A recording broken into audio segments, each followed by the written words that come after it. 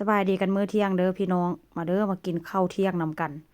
มื้อนี้หลังจากไปส่งลูกชายมาย่างผ่านซูเปอร์มาร์เก็ตพี่น้องก็เลยแบบว่าคืออยากกินแบบทอดซี่โครงหมูแต่ว่าบ่ได้นึ่งข้าวเหนียวเด้อมื้อนี้เด้อค่อยก็เลยแบบว่าแวะซื้อมาประมาณ6ยูโรกว่านี่แหละ200กว่าบาทแต่ว่ามันค่อนข้างจะมีเนื้อหลายเด้ซื้อมาแล้วก็บอกกับเจ้าตัดออกอีกเด้บอกกับเจ้าตัดออก4ท่อน4ชิ้นซื้อมาแบบนี้แล้วก็มาเห็นเนื้อมันพี่น้องเสียดายเพราะว่าหยังมันค่อนข้างจะมีเนื้อ มื้อนี้ก็จิมามักทอดซี่โครงหมูแล้วก็จิมาแบบว่าต้มบรอกโคลีแล้วก็ตำมักแตงทอดซี่โครงหมูนี่ก็จิไปหมักก่อนเด้จิไปหมักกะสูตรเก่าหั่นล่ะใส่ซีอิ๊วขาวใส่พริกไทย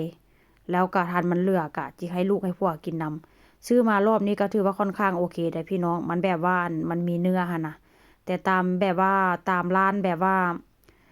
ซุปเปอร์มาร์เก็ตน่ะมันค่อนข้างจะแบบว่าบ่มีเนื้อปานใดมีแต่กระดูกล้วนว่าซั่นซะแต่ว่าไปเห็นมื้อนี้ก็เลยรู้สึกว่ามันค่อนข้างจะมีเนื้อนี่นะพี่น้องราคาก็บ่แพงเด้เห็นบ่มีเนื้อติดอยู่ก็ถือว่าโอเคว่าซั่นซะมื้อหน้าก็สิไปซื้อมาไว้เฮ็ดแกง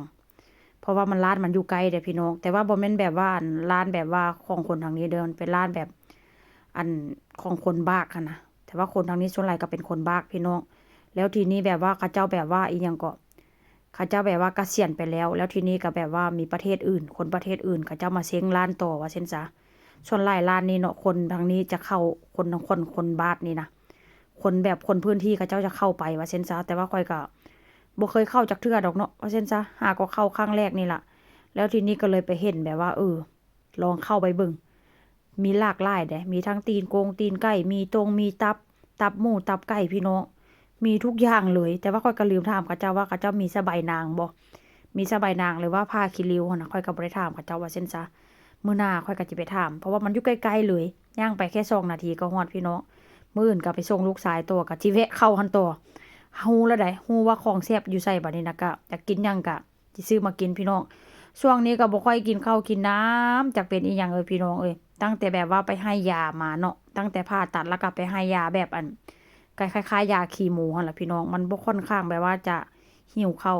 แต่ว่าคีโมในณที่นี้บ่ได้เอาแบบว่าผมบ่ได้ลงได้ร่วงเด้อพี่น้องประมาณว่าผ่าตัดแล้วเขาเจ้าก็ใส่ยาเพื่อว่าบ่ให้แบบว่าเชื้อแบบเนื้องอกหั่นน่ะมันออกมามันหรือว่ามันแพร่ลามว่าซั่นซะแต่ก็รู้สึกว่าบ่ค่อยหิวข้าวหิวน้ำช่วงนี้บอกได้เลยว่าบ่ค่อนข้างที่แบบว่าจะมีคลิปแบบว่ากินข้าวกินน้ำพี่น้องเห็นบ่หน้าตาก็สิเป็นประมาณนี้เด้อข้อยก็จะมักประมาณนี้เนาะใส่ซีอิ๊วขาวหน่อยนึงแล้วก็ใส่พริกไทยข้อยจะบ่กินแบบว่ารสชาติจัดจ้านปานใดเด้อพี่น้องตะกี้หั้นแม่นอยู่เดี๋ยวนี้เนาะติดน้ำพัวน้ำลูกว่าซั่นซะเฮ็ดกับข้าวกับน้ำนี่ต้องได้เฮ็ดแบบว่ารสชาติจางๆครึ่งๆกลางๆเพราะว่าลูกพัวกินน้ำ